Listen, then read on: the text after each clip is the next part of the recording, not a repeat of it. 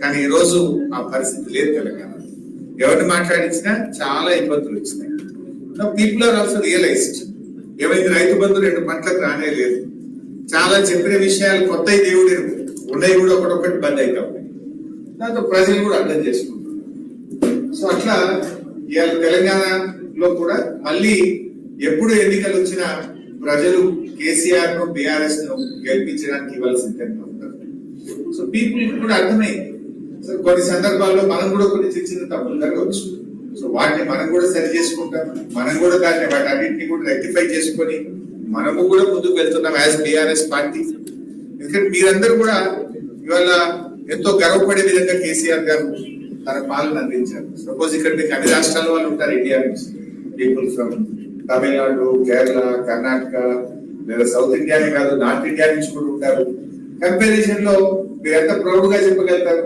మా స్టేట్ లో 24/7 agriculture free power in our state అంటే నో అదర్ స్టేట్ ఇండియా. ఇప్పటికీ ఉత్తరప్రదేశ్ లో పోతే ఏదైతే UP considered to be the largest state and highest population, ఈ రోజు కూడా యూపీలో డీజిల్ పంపులు ఉంటాయి కదా, ఎలక్ట్రిసిటీ 100% లేదు. ఆ ఉన్న చోట కూడా రైతులకు they give only 6 to 8 hours ఇస్తారు. 6 to 8 hours. ఇంకా కొన్ని చోట్ల డీజిల్ పంప్స్ ఉంటాయి. మన దగ్గర అసలు 24/7 ఫ్రీ పవర్. సో అట్లా వీరందరూ గర్వపడే విధంగా తెలంగాణ రాష్ట్రాన్ని మనం మొదలు తీసుకుంటాం. Maybe youngest state but best state గా మనం దాన్ని ట్రై చేయగలిగాం. ఐటీలో, ఇండస్ట్రీలో కేటీఆర్ గారు ఎంత అద్భుతంగా పనిచేసినో మీకు తెలియదు కాదు. ఈవెన్ బెంగళూరులో కూడా గ్రోత్ రేట్ లో మనం బెంగళూరు కూడా బీట్ చేసినాం. ఐటీ ఎక్స్పోర్ట్స్ గ్రోత్ లో కానీ, ఐటీ జాబ్ క్రియేషన్ లో మనము బెంగళూరు కూడా ఓవర్టేక్ చేసినాం. సో అట్లా అనేక సెక్టర్స్, ఈ సెక్టర్ ఆ సెక్టర్ కాదు, ఈవెన్ హెల్త్ సెక్టర్ లో కూడా mother mortality rate, child mortality rate తగ్గిస్తూ ఇండియాలో 3rd ప్లేస్ కి వచ్చింది. ఒకప్పుడు తెలంగాణ రాకముందు మనం ఎక్కడో 12th 13th ప్లేస్ లో ఉండేవాళ్ళం. దాన్ని తగ్గించి మనం 3rd ప్లేస్ కి వచ్చినాం. మనకంటే ముందు తమిళనాడు, మహారాష్ట్ర ఉండే. బీఆర్ఎస్ ఉంటే ఈ పార్టీకి నెంబర్ 1 అయి ఉండేవాళ్ళు. సో అట్లా మేము స్లోగా పనిచేస్తూ నెంబర్ 3 కి తెచ్చాం హెల్త్ సెక్టర్ లో. ఎవ్రీ సెక్టర్ అట్లా పనిచేస్తూ అద్భుతంగా ముందుకు పోయాం. బట్ ఈ రోజు ఏం జరుగుతుందో మీకు తెలుసు. ఎంతసేపు కొత్త ప్రభుత్వం వచ్చిన తర్వాత పర్ఫార్మెన్స్ లో కాకుండా వాళ్ళు ఏదో ఒక గోబల్స్ ప్రచారం, మనం ఇది ఈ కమిషన్ వేసినాము, ఆ ఎంక్వైరీ చేసినాము, దీంతో కాలం గడిపే ప్రయత్నం చేస్తున్నాం. అంటే నెగిటివ్ యాటిట్యూడ్. ప్రజలకు కావాల్సింది పర్ఫార్మెన్స్ కావాలి, రిలీఫ్ కావాలి, బెటర్ పర్ఫార్మెన్స్, బెటర్ డెలివరీ కావాలి. బట్ వీళ్ళకి ఆలోచన లేదు. ఇవాళ అవినీతి విపరీతంగా పెరిగిపోయింది రాష్ట్రంలో. మీరు ఎవరిని అడిగినా చెప్తారు. ఏ గవర్నమెంట్ ఆఫీస్ పోయినా, మున్సిపల్ అడ్మినిస్ట్రేషన్ డిపార్ట్మెంట్ పోయినా, రిజిస్ట్రేషన్ డిపార్ట్మెంట్ పోయినా, రెవెన్యూ డిపార్ట్మెంట్ పోయినా చాలా ఇబ్బందిగా ఉంది ప్రజలు. అది నేను చెప్పాల్సిన అవసరం లేదు, మీకే ఫీడ్బ్యాక్. సరే, కాళేశ్వరం గురించి మిత్రులు మాట్లాడడం అది మాట్లాడితే ఒక గంట సబ్జెక్టు. నేను అంతసేపు చెప్పలేదు. 5-10 minutes చెప్పేస్తే మీ అండర్స్టాండ్. చిన్న పిల్లలు వచ్చారు, పాపం ఇంతమంది మా సోదరి మండలి వచ్చారు. I can't test your patience, so I'll finish in 10 minutes. So Kaleshwaram విషయానికి వచ్చారు. కాళేశ్వరం పదే వింటారు. కాళేశ్వరం అంటే 1,00,000 కోట్ల రూపాయలు పోయినాయని, లేదా కాళేశ్వరం కులేశ్వరం అయిందని, ఇలాంటి గోబల్స్ విస్పర్ క్యాంపెయిన్ ఒకటి చేస్తాం. యాక్చువల్ వాట్ ఈస్ కాళేశ్వరం అంటే, సింపుల్ గా చెప్పాలంటే, కాళేశ్వరం ప్రాజెక్ట్ లో 3 బ్యారేజీలు, 15 రిజర్వాయర్లు, 19 సబ్స్టేషన్లు, 21 పంప్ హౌస్లు, 203 కిలోమీటర్స్ తడలు, 1,531 కిలోమీటర్స్ గ్రావిటీ కెనాలు, 98 kilometres of pressure main, 540 meters of pumping system. All this together is a Kaleshwaram. Beauty of Kaleshwaram is manchi good year. This year is last year and this year is a very good rainfall. Mana state lo manchi varshpatam undi. When you have a good rainfall, manaku SRSP nunchi Bedmaneru, ikkadaithe Silsila daggara Bedmaneru untundo, SRSP nunchi Bedmaneru neelu vastayi by gravity. You will operate the motors and pumps of Kaleshwaram from Bedmaneru itself.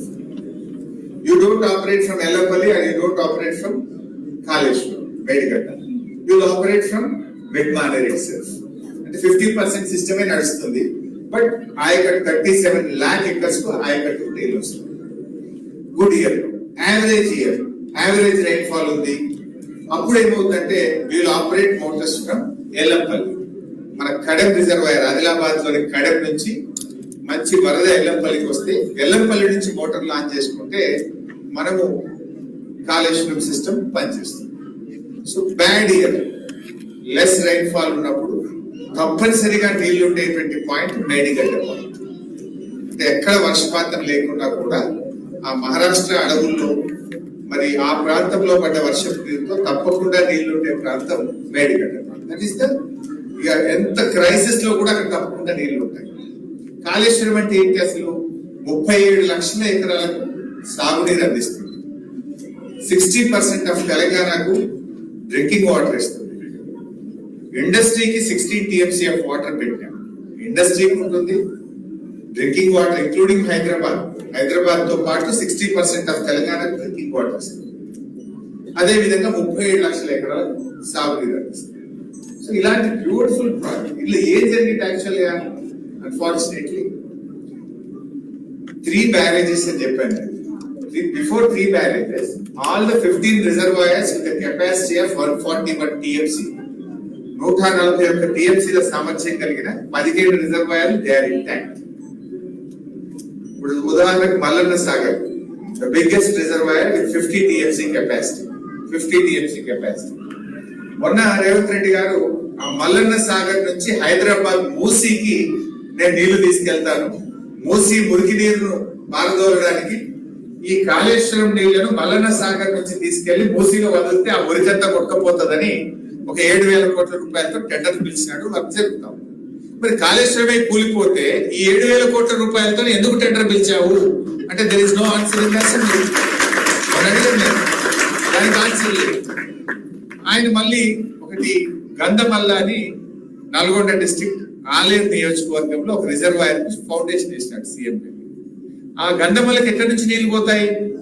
Mallanna Sagar. కాళేశ్వరంలో అంతర్భాగంగా నిర్మించిన largest reservoir with 50 TMC capacity called Mallanna Sagar. Mallanna Sagar నుంచే గంధమల్లకు పో. నువ్వే కాళేశ్వరం కూలింది అంటావు. 3,000 కోట్ల రూపాయలతో Gandhamalla reservoir కంట దాని కింద 1,00,000 ఎకరాలకు నీళ్లు ఇస్తాడు. Source is Kaleshwaram and Mallanna Sagar.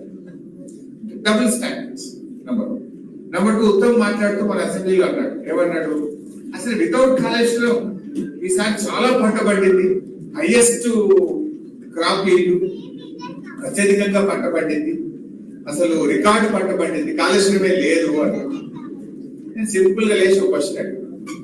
2 years అయింది మీ గవర్నమెంట్ వచ్చి, ఒక్క చెరువు తవ్వినారా? ఒక్క చెక్ డ్యామ్ ఏమైనా కట్టారా? ఒక ప్రాజెక్ట్ ఏమైనా కట్టినరా? ఒక కాలువ ఏమైనా తవ్వారా? మీ 2 years లో ఒక్క ఎకరానికి ఎక్కడన్నా అడిషనల్ గా వాటర్ ఇచ్చారా? ఇస్తే చెప్పు దాని పేరు అన్నా. సైలెన్స్. మరి ఒక్క ఎకరానికి నీళ్ళు ఇవ్వలేదు, ఒక ప్రాజెక్ట్ కట్టలే, ఒక చెరువు దవ్వలేదు, ఒక కాలువ దవ్వలేదు. ఎక్కడి నుంచి పండింది? All this is done by BRS government in the last. So Kaleshwaram వాడలేదంటారు. నేను ఇందాక చెప్పినది ఇది good year will operate pumps and motors from mid-Maner. మనకు బాగా వర్షాలు పడ్డాయి కనుక they have operated from mid-Maner. Medigadda point use చేయలేదు. మిడ్-మానేర్ లో మోటార్ వస్తుంటే మానకొండూరు నియోజకవర్గంలో అన్నపూర్ణ రిజర్వాయర్కి వెళ్తాయి. అన్నపూర్ణలో మోటార్లు వస్తుంటే సిద్దిపేట నియోజకవర్గంలో రంగనాయక సాగర్కి వస్తాయి. రంగనాయక సాగర్ లో మోటార్లు వస్తుంటే మల్లన్న సాగర్కి వెళ్తాయి. మల్లన్న సాగర్ లో మోటార్ వస్తుంటే కొండపోచమ్మ సాగర్ వెళ్తాయి. ఇప్పుడు సిద్దిపేటలో నా కాన్స్టిట్యూన్సీ లో రంగనాయక సాగర్ కింద 1,00,000 ఎకరాల పంట పడుతుంది. బిఫోర్ తెలంగాణ జీరో ఇరిగేషన్ లేదు, నో ఇరిగేషన్ సిస్టమ్. ఈ గవర్నమెంట్ వచ్చినాక గవర్నమెంట్ తరఫున కొండ మినిస్టర్ వచ్చి ఆడ మోటార్ వచ్చి 1,00,000 ఎకరాలకు నీళ్లు విడుదల చేసిన స్టేట్మెంట్ ఇస్తుంది. రేవంత్ రెడ్డి అంటాడు కాళేశ్వరం కూలిపోయింది, 1 ఎకరం వస్తుంది. All double standards. యాక్చువల్ జరిగింది ఏంటి? నేను చెప్పినట్టుగా all the system is intact. So 3 బ్యారేజీల్లో first barrage call Sundilla, then Annaram, then Medigadda. Sundilla is intact, Annaram is intact. అసెంబ్లీలో కోదండరామ్ గారు క్వశ్చన్ అడిగాడు, మేడిగడ్డలాగా సుందిల్ అన్నారం కూడా కూలిపోతాయా అని నిపుణులు చెప్తున్నారా అని అసెంబ్లీలో క్వశ్చన్ అడిగారు. కానీ ఉత్తమ్ ఏం చెప్పి answer no, they are perfect, అవి బాగున్నాయి అని చెప్పాడు. ఆ తర్వాత వచ్చింది మేడిగడ్డ బ్యారేజ్. మేడిగడ్డలో 84 గేట్స్, 85 పియర్స్, రెండు పిల్లర్ల మధ్య ఉండేది gate. There are 7 blocks, 85 piers, 84 gates. So ఈ 84 గేట్స్ ఆర్ ఇంటాక్ట్. 85 పియర్స్ లో 3 పియర్లు కుంగినాయి కంటే, అది సంఖ్య, ఇది కూలి కూడా పోలేదు, కుంగినాయి 3 పిల్లలు కుంగినాయి. Out of 85, out of 84 gates 85 piers. 85 piers లో 3 పియర్స్ కుంగినాయి ఇన్ బ్లాక్ 7. NDSA రిపోర్ట్ అంటే వాట్ NDSA said? మొత్తం ఆ block 7 out of 7 blocks 6 blocks are intact. Block 7 replace చేసి మళ్ళీ కట్టండి, you can operate the system అని NDSA చెప్పింది. వాడేమంటాడు, దానికి అది చేయకుండా 2 years నుంచి టైం వేస్ట్ చేసి మొత్తం కాళేశ్వరం పోలేదు అంటే ఒక గోబల్స్ ప్రచారానికి పాల్పడతారు. నేను మొన్న అసెంబ్లీలో అడిగిన, మరి మీ కాంగ్రెస్ ప్రభుత్వమే కట్టి కాంగ్రెస్ హయాంలో కూలిన కడెం ప్రాజెక్ట్ సంగతి ఏంటి, ఎల్లంపల్లి ప్రాజెక్ట్ సంగతి ఏంటి, పెద్దవాగు ప్రాజెక్ట్ సంగతి ఏంటి? మొత్తానికి ప్రాజెక్టే వాష్ అవుట్ అయింది. ఇక్కడ project is 99.5% is intact. Only 3 piers has sunk. ఆ 3 పిల్లర్లను 7th బ్లాక్ రిప్లేస్ చేస్తే 300-400 కోట్లు అయిపోయి ముచ్చటకు 1,00,000 కోట్లు అని చెప్పి ఒక గ్లోబల్స్ ప్రచారం. In fact the expenditure incurred is only 94,000, 93,850. They say 1,00,000 కోట్ల కుంభకోణం. The expenditure incurred itself, it is 93,850. Out of that, 99.5% is intact. అంటే ఈ రకంగా ఇంకా ఎంతకాలం ఇలా చేయగలుగుతారు? ప్రజలే ఇన్నోసెంట్ కాదు కదా. నేను ఆయన ఎమ్మెల్సీ నాగేశ్వర్ గారు ఏదో చెప్తా ఉంటే నేను టీవీలో చూస్తా ఉంటే ఆయన మాట్లాడుతున్నాడు. నిన్న నాకు చొప్పదండికి ఒక రైతు ఏదో ఫోన్ చేసినాడు, ఏమయ్యా ఎట్లుంది కాళేశ్వరం గురించి ఏమనుకుంటున్నారు అంటే, ఏమున్నా సార్ నేను నాగలు పెట్టి దుంతా ఉంటే ఆ ఎద్దు తాడు తెగిపోయింది. తాడు తెగిపోతే ఈ తాడు తయారు చేసినోడు ఎవడు, ఈ తాడులో క్వాలిటీ లేదా, ఈ తాడులో లోపం ఉందా అని తిరుగుతారా సార్, ఇంకో తాడు పెట్టి దుంతరా సార్ నేను అన్నాడు.